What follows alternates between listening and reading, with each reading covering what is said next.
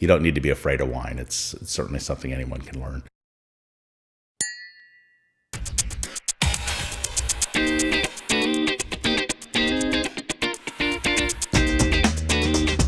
It's actually my second trip to the winery today. I was out here at 7 this morning in the vineyard. So, what were we doing in the vineyard today? I like to walk the blocks early in the morning before it gets too warm, and we have about 220 acres of planted vineyard on this estate. So, I don't want to walk it all in one day.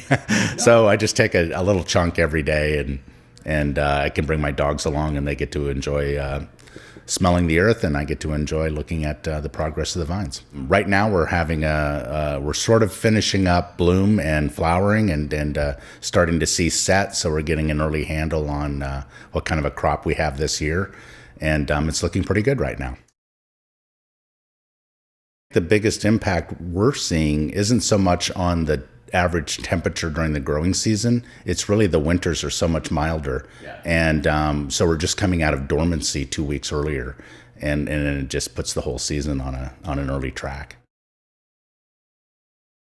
Yeah, this is a great site to visit if you've not been to Carneros and you don't understand what Carneros is, because it's a narrow part of the AVA, and we're actually looking right at where Mount Veeder appellation begins.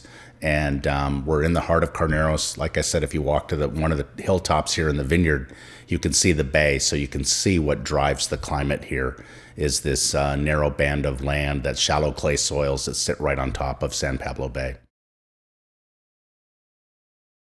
I have been making wines for 28 years, and I've been with Cuvaison for 16 years.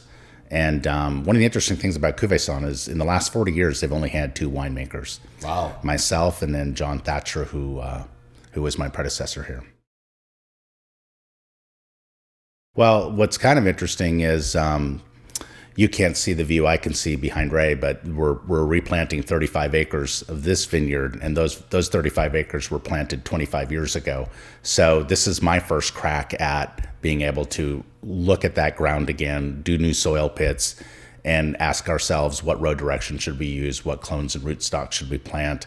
And so it takes a long time to put these learnings into practice with a vineyard, but certainly on the winemaking front, yeah, there's been a real evolution at Cuvaison in the time I've been here, from constructing this winery to how we're making wines here, and then also adding Brandland Vineyard on Mount Veeder, and starting a mountain Cabernet program. So with the replanting, are you sleeping at all? Yeah.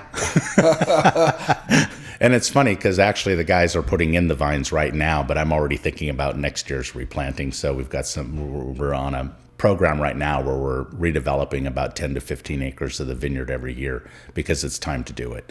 You know, it's about $50,000 an acre to develop a vineyard. Let me say that again. You said $50,000 an acre. An acre in this part of the country. If we were up on Mount Veeder, it would be even more. And then you're 4 years out from really having a crop. So, yeah, it is a huge investment. No, I was kind of late to start my career. I studied literature actually in Seattle at the University of Washington, and I had an opportunity to go live in Paris afterwards. And that's when I fell in love with wine.